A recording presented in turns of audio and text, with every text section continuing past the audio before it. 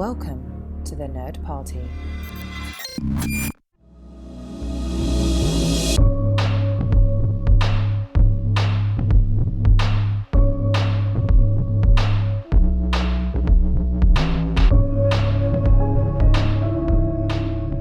Welcome to House of Coppola, the latest entry in the Houselights saga here on the Nerd Party Network.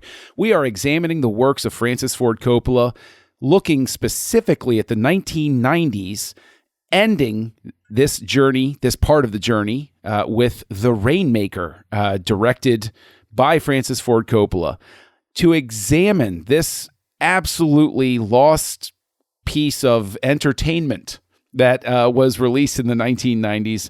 I am joined today by my dear friend, Dr. Sci-Fi himself, Darren Moser. Darren, how are things going with you right now? And can you please sign this insurance policy for me? You're getting really pushy about that, John. I mean, every time we're recording now, we had the, I would say, pleasure of meeting in person and getting to have a good chat. And you tried to get me to sign that insurance policy again. I'm just not signing without my short, balding relative looking it over. Hey, as somebody who's not particularly short but is balding, you can always trust the bald. That's just all I'm going to say. And you can also trust the Nerd Party to consistently deliver terrific entertainment to you, straight to whichever podcast catcher you prefer to use. You can go to thenerdparty.com/contact, reach out to Houselights, let us know what you think, let us know what directors you'd like us to cover, or maybe in some strange combinations that you want us to approach them by, like we've done with Spielberg and with Coppola by splitting up their works in different ways.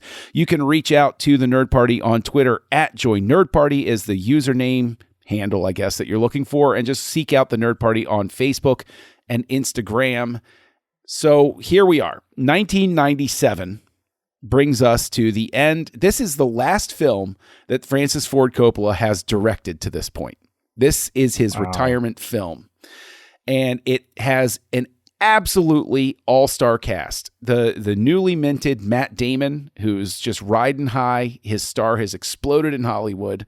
We've got Jon Voight, classic actor, going all the way back to the 1960s. We've got Danny Glover. We've got Harry Dean Stanton. We've even got Roy Scheider himself showing up in this picture, and Danny DeVito. There's like a new star around every corner. You're like, oh, and so is in this movie, I guess. And it just keeps going. And it is an adaptation of John Grisham's novel by the same name. And now, Darren, I know that you're a little bit younger than I am, but I remember Grisham fever when it first broke out across the nation with movies like The Firm and The Pelican Brief and The Rainmaker. Grisham was the Dan Brown of the 1990s. Take that however you will. Before we start talking about the movie, have you ever read anything by John Grisham? Are you familiar with his works? No, but I've seen The Firm and a few others, so I know of that he is that. It's kind of like as Stephen King is to horror, Grisham is to law, in a way. Yeah, and it was a really bizarre sort of left turn. I forgot to even mention A Time to Kill, starring Sam Jackson and Matthew McConaughey. I mean, these projects attracted giant stars, and so while I would want to give Coppola credit for bringing the big stars or the stars who want to continue making their name into this film, it really is just the fact that Grisham was a magnet, because the movies were making money.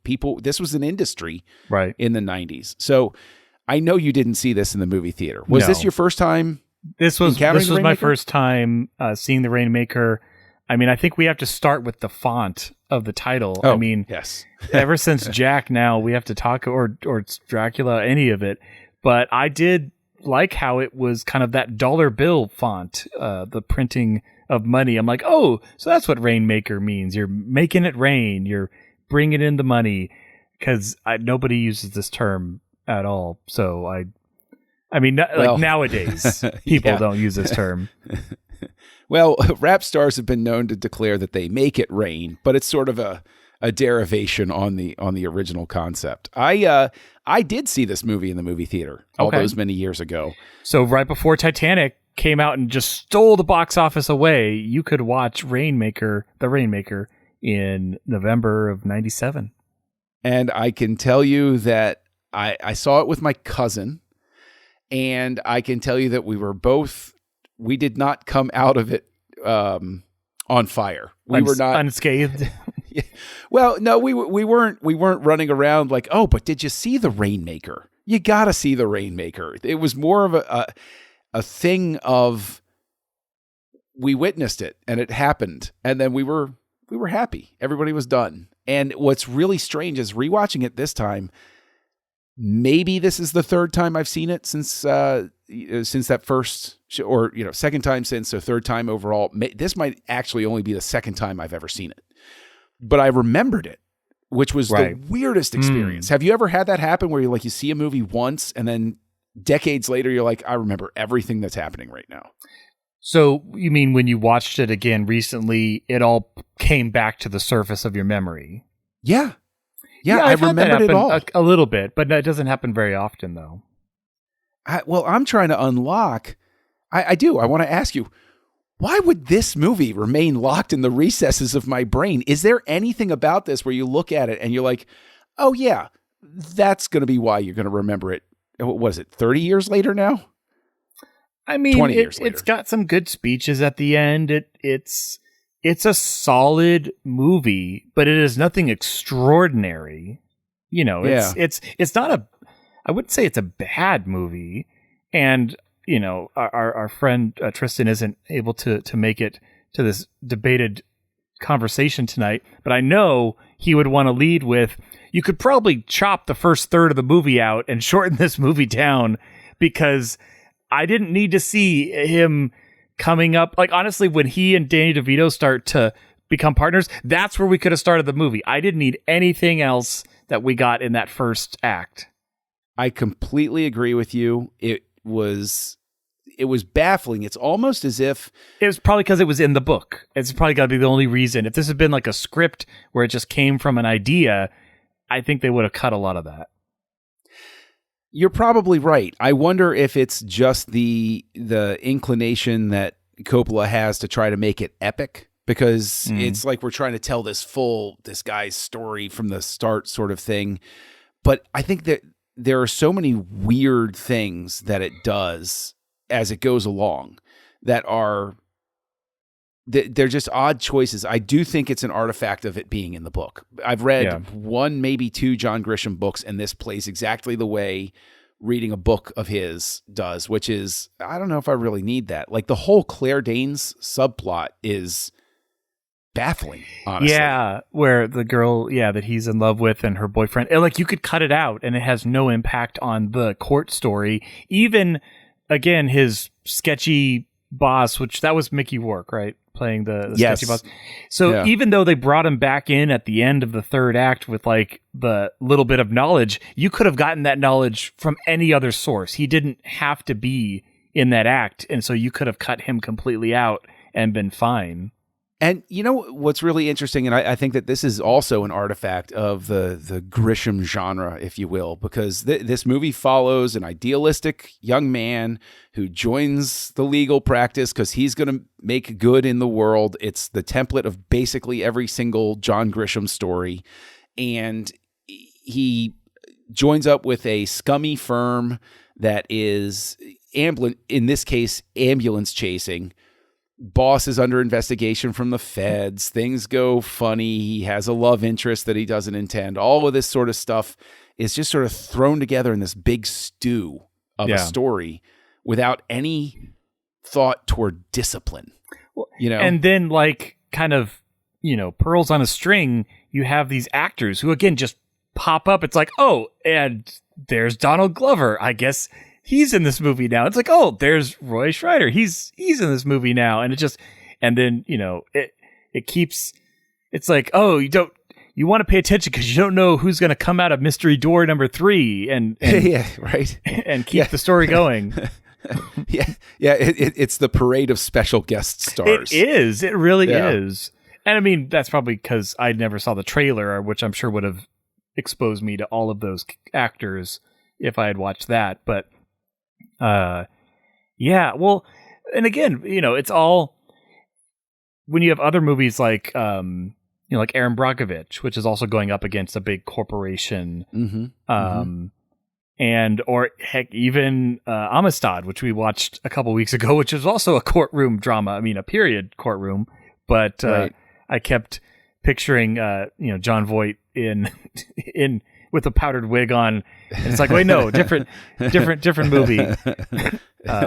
Fair, definitely fair. Or even Cousin Vinny. Just it felt like the middle of this conglomeration of these types of movies. Like, again, it was solid courtroom stuff. It was cool seeing the corporation get taken down in the end and all of that, but it wasn't bad, but it wasn't like, I mean, this isn't what is it, this isn't a you can't handle the truth court case. There's no one line that comes out that it's like, oh, we're going to be quoting that. It's like, I can't think of any quotes of this movie. No, I can't either. Really. I can't either. And actually, I want to frame it from, we know that this is Matt Damon's story. I'm still not entirely certain what the movie is really trying to say other than just existing and being a story. But I wanted to ask specifically, the movie starts off with voiceover narration that carries through the movie that is supposed to be giving us, I guess, extra time inside Matt Damon's head. It's kind of like a journal or some sort of like, I thought it was going to be this way. And I mean, again, it's a very much, this came from a book mantra. Do you think it's effective? Do you think it's necessary? I mean, it's literally tell and not show, but it didn't really distract me. I wasn't really rubbed the wrong way by it. But again, I'm just like, this is almost a movie you could just have on in the background, like, and just kind of absorb. And not that, like, if I enjoyed it enough that if it came on TV, I'd probably watch it again, at least the back half, because I enjoyed the courtroom part and the twists and turns of the surprise witnesses. And, it's like, oh, and, Chief Brody is the CEO now, and he's sitting on the stand and looking for Article Q and all of that stuff. But so I mean, I liked how it played out, but yeah, it was kind of all over the place in the beginning. Like you said, it's like we're focusing on him getting a place to live, and we're also focusing on the dying kid or the dying son, and we're focusing on this love interest that's out of nowhere, and I thought, maybe stereotypical movie fashion, but I thought they were going to collide the stories. So I thought the corporation was going to go after her or do something or be like, oh, you beat up this guy and we're going to get you off the case. But nope, just like completely separate stories, no overlap at all. And it's like, and not that it had to, I'm not disappointed in that. I just was expecting it.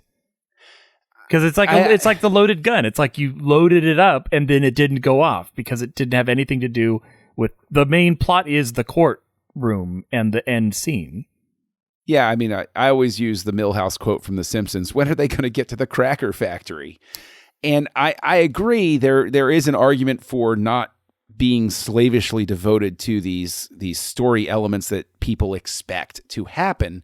But the reason that we expect them to happen is because we know we're engaged in a story.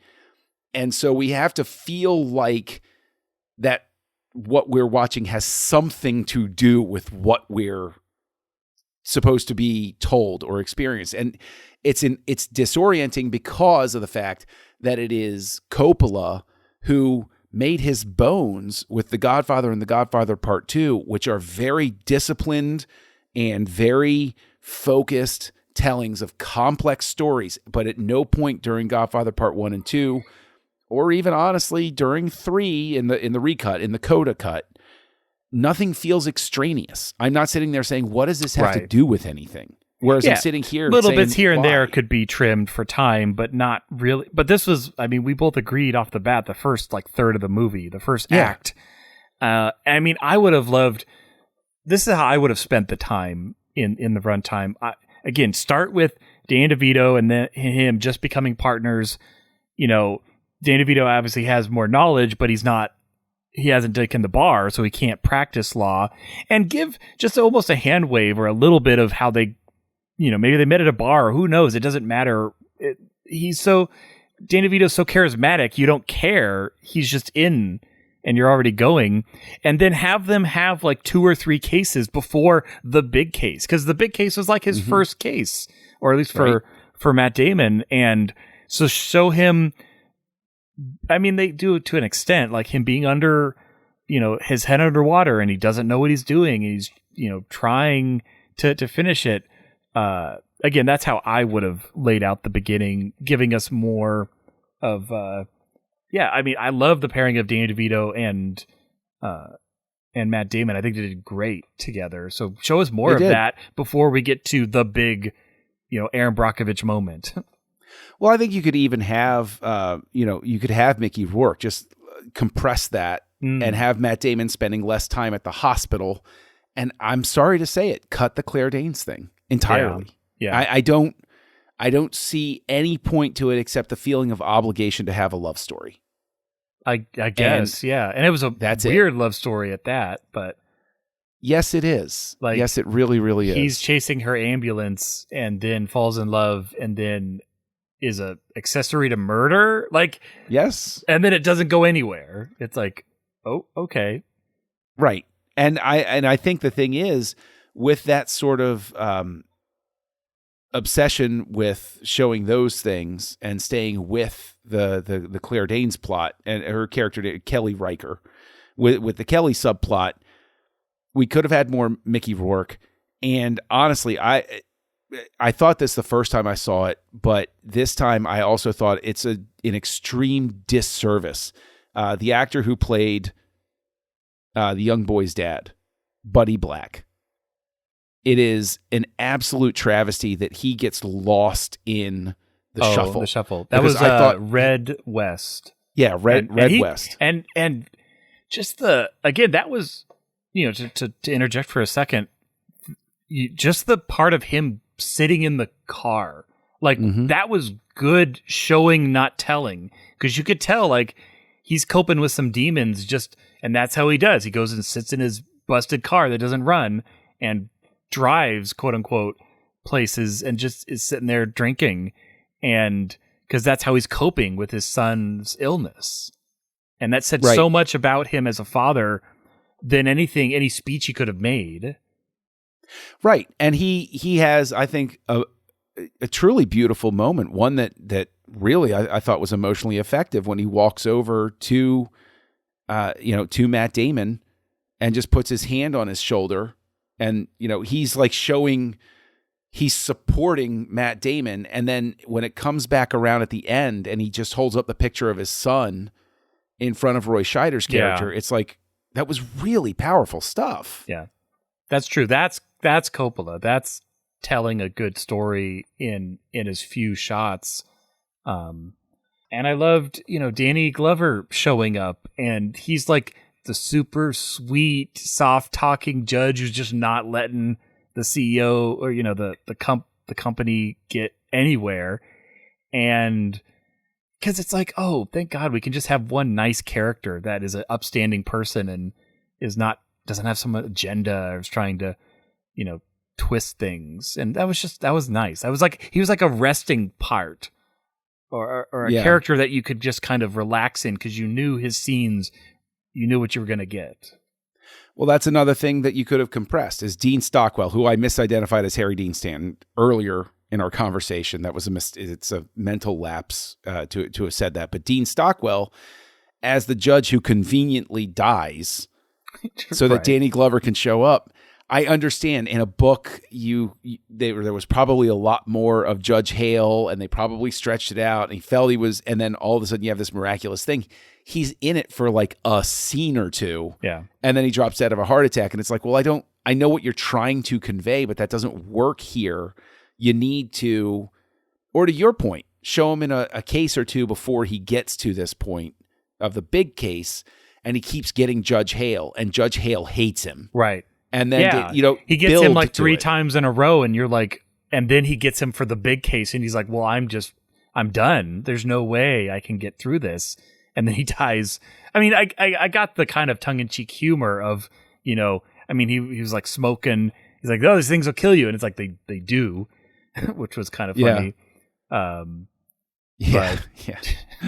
But yeah. Well, and but even to add context to that is that the 1990s were when we had the big the big congressional hearings and lawsuits and everything about cigarette smoking finally. And so that was very topical to have the character.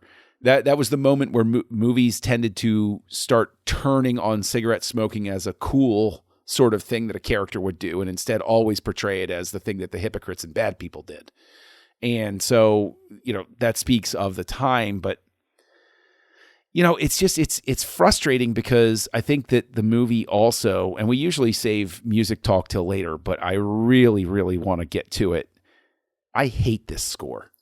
I hate it so much that I want to go in and strip that audio track out and find something better, like find some unused stuff from like Trent Reznor with, stuff he's done for Fincher and put that in here, because Elmer Bernstein's a legend. Yeah. But I hated his musical choices for this. Absolutely hated them. Now I'm on record with that. Did you also hate them, or take or leave? Unfortunately, I watched this like a week ago, and I'm trying to replay the score in my mind, and it's not coming back to me. Again, I guess I would just say nothing notable. No, again, it's a lot of times, especially in a comedy movie, which I know this isn't a comedy movie, but in general, like how quotable a movie is a big thing on how much it's really kind of sticking around in your mind. And I can't think of a single quote from this movie or remember any musical cue that struck me.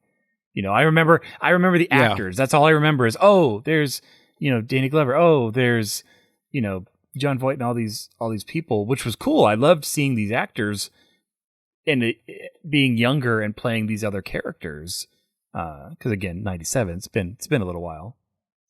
Well, it's the specific problem I have with the score, because you nailed it, I think, intentionally or not, is there are so many cues that are light and play up this sort of humor angle that's not really there. I'll go back to Dean Stockwell and John Voight have Matt Damon in the chambers, and Voight's pitching the idea of these settlements, and the judge goes to the bathroom, and then the judge comes out, and John Voight goes to the bathroom, and the judge is like, yeah, you really should take this settlement. And you realize that they're playing him, and it's a very sinister and illegal thing that they're doing, but the music cues are all comedy cues. Yeah. And it's disorienting, because it's almost as if, Bernstein just didn't appreciate that this was supposed to be a big, serious drama. And right, I would not say this is a drama. It's not really a comedy either. It's kind of this weird amalgamation of the two. It's a dramedy. Yeah, but that's what's bizarre. Most bizarre about it is, I think that what it is, and this is a problem I have with almost all of the John Grisham movies that I've seen, and it is indicative of the book or two of his that I've read, where these are what the books are like, where it's just a series of events. It's not saying anything. Like, I should have a feeling coming out of this of, we smashed the evil company that was screwing people, and, the good guys won. And instead I just have this feeling of, that was a day. Yeah. Right. Well, and even the very end where Matt Damon's like, oh, I can't really be a lawyer now because everyone's going to expect this level of success. And I'm like, so you're not a lawyer anymore? This is it? They kind of left it open-ended, but well, and again, just critically, this movie's budget was $40 million. It made $45 compared to The Firm, which was only 4 years earlier. Because that's what I was trying to look at. What courtroom dramas were before this? Because, we all know that impacts how directors make things. They look at what's happened before and they kind of adjust accordingly. I mean, The Firm was made for 42, but grossed $270 million. Like, that was a much, and I say that also because it's a Grisham story. But yeah, I'm wondering if there was like, was there a My Cousin Vinny or some other type of courtroom that came before, like just before this, where it impacted kind of the way they took it. But I don't know, because there's not that many courtroom dramas really out there. As odd as it might sound, I do think, and the thing is, I go back, and this is going to be a really long way to get there, but I remember in the I'm pretty sure it was the 90s, yeah, where they released the 4-disc edition of the Star Wars soundtracks for the original trilogy. And it was the 4th disc had all these, unreleased tracks and that we now come to expect on the soundtracks and everything. I know, bear with me here. Bear with me. I'm getting there. And the liner notes for that, the little booklet, was written by Nicholas Meyer, who, right, if anybody's not familiar, Star Trek 2 and 6 is what he's most famous for, but he's done a number of other films as well. And he understands how important music is. And he says, as a director, there's nothing more unnerving and unsettling than hearing the score for the first time and realizing that the person wasn't on the same wavelength that you were, basically. And I really think that happens here. And I think that this movie actually would play a lot better with a different score. I think my opinion of this movie would be higher. It would give it a tone. It didn't really have a tone. Right. Again, I think we're officially calling it a dramedy, where it's just kind of this lukewarm, in the middle. It doesn't like, when I think of The Firm, I think of a certain type of tempo and pace and impact. I do not get that at all from The Rainmaker. No. And it's, I guess we're at that point where you got to ask, do you see anything here where you look at it and you say, that's Coppola? I would maybe just say those few moments, like with the dad in the car, the times when he did show and not tell. Like, there's a lot of telling going on in this world building, and the few times that he doesn't, I mean, now, is that Coppola or is that just good directing? It's kind of hard to say. I'm stretching it, but there's no real. Again, just like Jack or some of these other ones in the 90s, if you were to tell me pick this out of a lineup as a Coppola movie, I wouldn't know. I wouldn't have any idea. I think the only spots where you can make an argument are when Mickey Rourke is on screen. Mickey Rourke's office has a very that's true. Very sort of like old 1970s filter feel. I mean, it's in a strip mall. It's, yeah. It had, that's true. That maybe that first third with Mickey Rourke is the most just themed, of the movie. And that's the sense that I get, is that Coppola's more interested in Mickey Rourke than he is in Matt Damon. That there's more of he's more committed to him because there seems to be more energy. And part of that, of course, is going to be Rourke himself with the performance. But I really get a sense that Coppola cares more about the skeevy character than he does about the rest.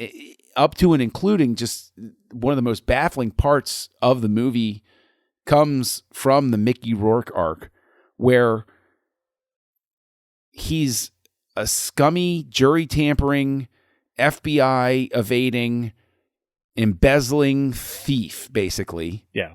But the movie treats him as, well, his type of corruption's all right. And it's true so versus bizarre. The corporate corruption, which we don't like. But are they really that different? No. And what's so bizarre is the Coppola I remember in my head, in my heart, when we looked at the Coppola of the 1970s, he might have been accused of glorifying the mob, but he didn't take it easy on Waltz. I didn't feel bad for Waltz. I felt bad for his horse, but I didn't feel bad for him. Yeah. I didn't feel bad for the senator. I felt bad for the woman that was with him. Coppola is very comfortable with showing people as they're just bastards. And instead here, the punch is pulled and Mickey Rourke at the end is like, well, he's a lovable curmudgeon. So what if he did all of these illegal things, including jury tampering? Come on now. Right. Yeah. It's like he did jury tampering and we're supposed to overlook it. And yet we're cheering when Matt Damon and Danny DeVito like do a sting operation and psych out the corporate lawyers to think they're jury tampering, and which that was a fun, moment of comeuppance, but it just, it's true. It's a double standard between the two sides of evil, quote unquote, in this movie because it's lukewarm. It's just in the middle. Yeah. It doesn't go one way or the other. Yeah, and I guess that's what I'm looking for is something that's got a little more emotional punch. But I mean, okay, admittedly, we've sort of been beating up on the movie up to this point. So I guess you can probably guess that we aren't going to give it 5 stars. That's fair enough. But I do want to ask, we talked about the dad and how that works. And there are some emotional moments there that do work.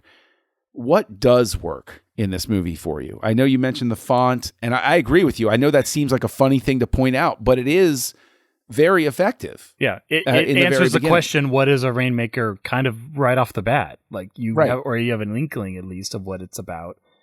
I mean, I like Matt Damon. I think he does a great job acting in this. It's no Born Identity level, stuff, but as a first kind of major film, I think he does a fine job. And I think I can see that he got more roles after this, which I think is good. It's a stepping stone movie, really, for him. And I like all of the A-list actors that trot through. Like the acting and the acting is good.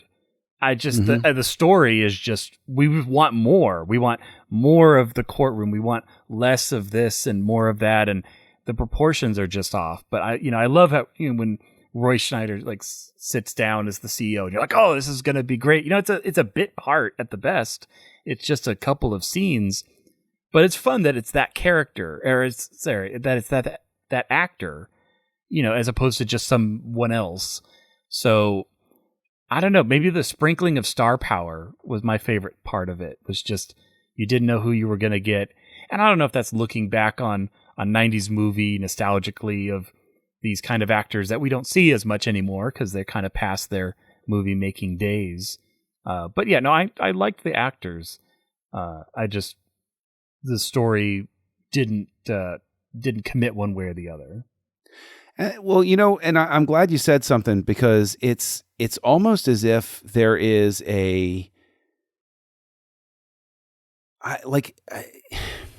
I don't know if this is just Coppola has lost steam by this point. And it's not an insult to say that, and it's not unfair to say that. Sometimes people just lose the verve for what they were doing. And Coppola apparently, he very much went on and he has a very happy life. He's, he owns a vineyard and he's got a label and he's living a very nice, happy life. And it seems to me that the story of Coppola in the 1990s is really well encapsulated in this movie. It's a guy who just doesn't have the fire in this moment to be doing this anymore. And we know that The Godfather Part 3, Godfather Coda, is what brought him back, and he did it as a compromise. Then he goes into Dracula, and we have differing opinions on that, and then Jack, and then this. And it's just a sense to me of somebody who's lost momentum and doesn't have the same passion for it anymore. Well, the passion versus like the conversation. I mean, that's dripping with passion, and it's like, this is a story I want to tell. Like, I don't know, this isn't his story. This is a John Grisham novel, and not that that's terrible. I mean, many movies are adapted from books, but maybe it's just the wrong pairing of source and director. Yeah, but I can understand why a studio would want it to happen because magic strikes with The Godfather. That's an adaptation of a novel.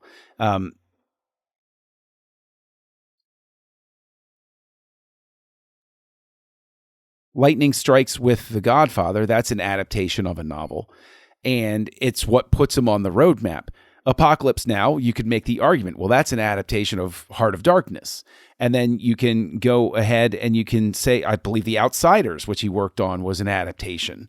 And The Godfather Part 3, you're continuing that move. And Dracula is an adaptation. Why wouldn't you trust that Coppola was going to deliver a new masterpiece with something like this? And that's what I think just makes it all the more puzzling. And I think that he probably came to the same sort of realization, considering the fact this is the last thing he's directed up to this point. Yeah. He's kind of like, okay, I'm done with the directing, and, went on to producing and obviously didn't vanish from the industry. But yeah, it's weird that this movie in 97 is the last thing he directed. Like, it's kind of just this weird note at the end. Well, I mean, as we're recording this, he is talking about doing his big dream sci-fi project, Megalopolis, I think it's called. Yeah, I think it's called that, yeah. And they've gotten to the point where they're starting to talk about cast. So hope springs eternal that he'll be able to I'll go see do that. For sure. Oh, yeah, sure. Absolutely. I mean, and it's just, it's weird. And this is where I'm going to get weird, I guess. But like, when we did Coppola of the 70s, all of us were on fire. Like there was there was a lot to talk about. It's his heyday. I mean, all directors have their heydays, and his was the 70s, I would say. You get to the 1990s, and it's weird to be struggling to talk about something with a Coppola movie. Because we basically covered it, and it's like, I just wish there was more here, and I don't want to belabor the point, but I mean, for me, I agree with you that the acting is good. All of these performances are strong, even though Matt Damon's accent is a little bit spotty. I'm willing to roll with it. That's okay, and I think he gets a bit of a pass, though, it being his first kind of main role. Like, I'm giving him a lot of latitude. It remains fairly consistent through the movie, so I'll give him that. I feel bad for Claire Danes because I think Claire Danes is like, everybody knows they're doing a Francis Ford Coppola movie, right? And so they're there. They don't get a Francis Ford Coppola movie out of it, like, right, in a way. And I mean, honestly, I would love to talk to one of the actors from this movie, because I think this is probably a sense of, on the set, I'm willing to bet they all felt magic. This is going to go great. Yeah.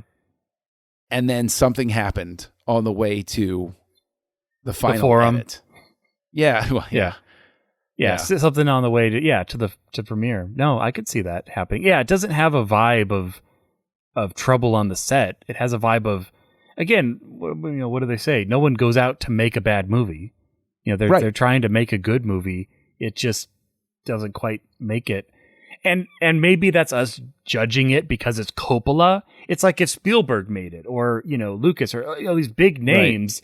Right. It's almost too big for that name.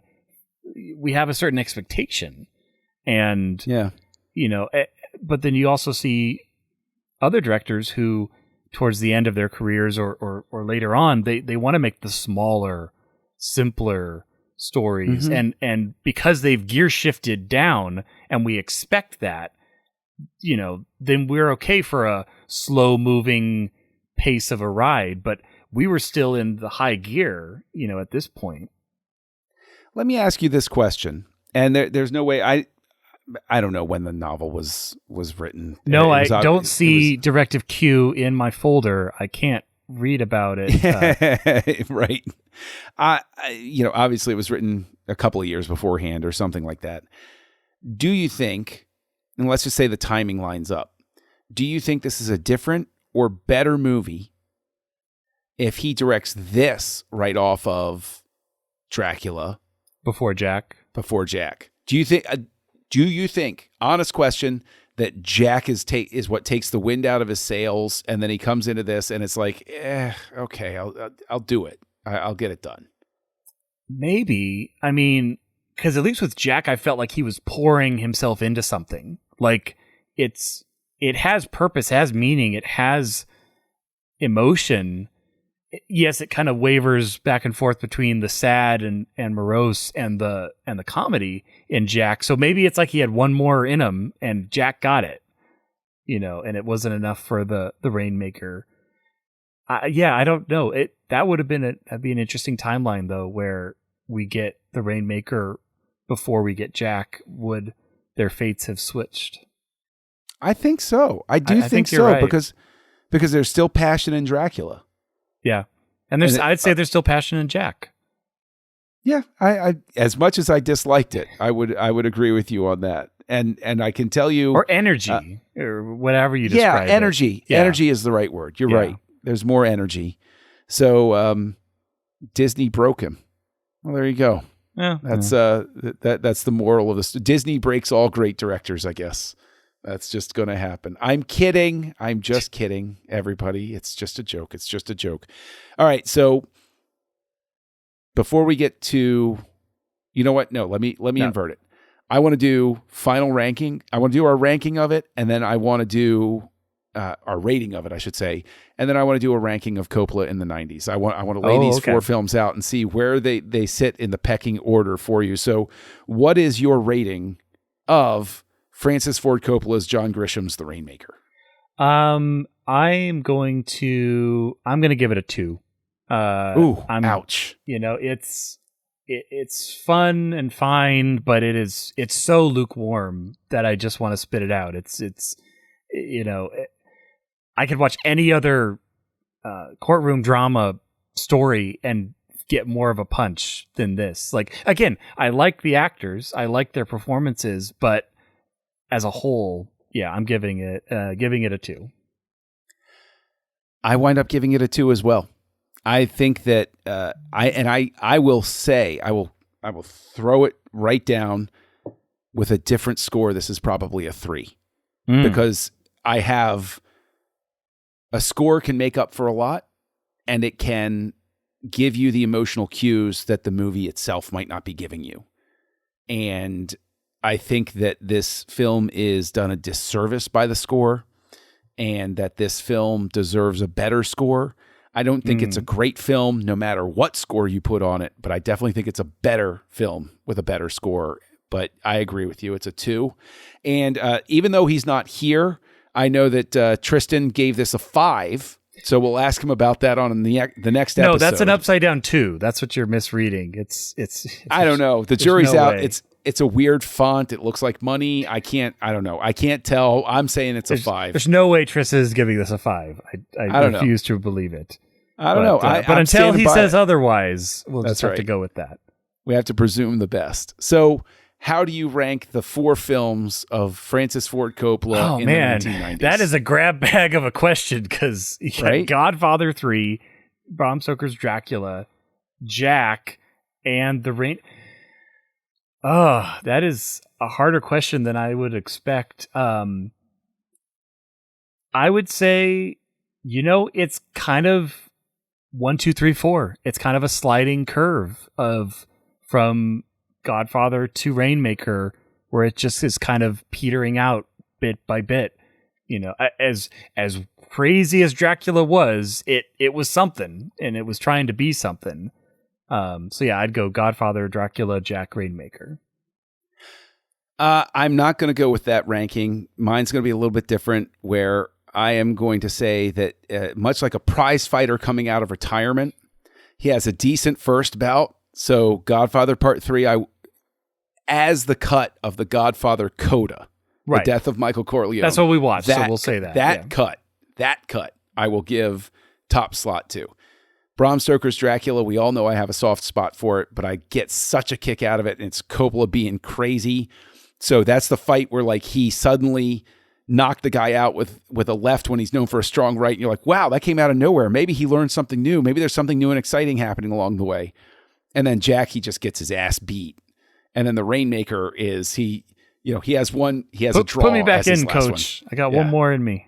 Yeah, he has a draw as his last bout. So the ranking will be Godfather Coda, Bram Stoker's Dracula, The Rainmaker, and Jack.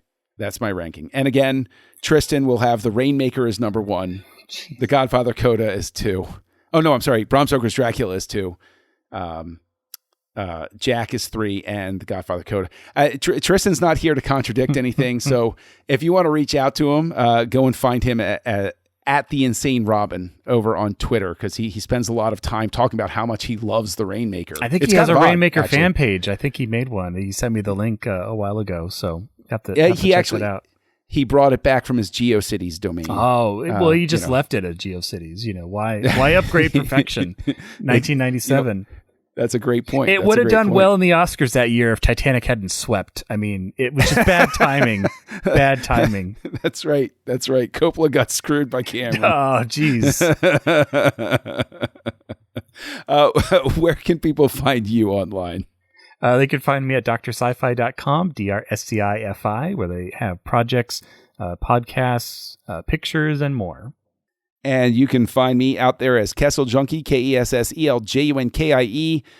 Let's have fun. Let's meet up on Letterboxd. You can also find me here on the Nerd Party, co-hosting Aggressive Negotiations, the Star Wars podcast with Matthew Rushing, and also doing a Marvel Cinematic Universe rewatch over on Assembling Avengers on the 602 Club feed over for TFM. So that's where you can find us. Help us find you. Help us help you.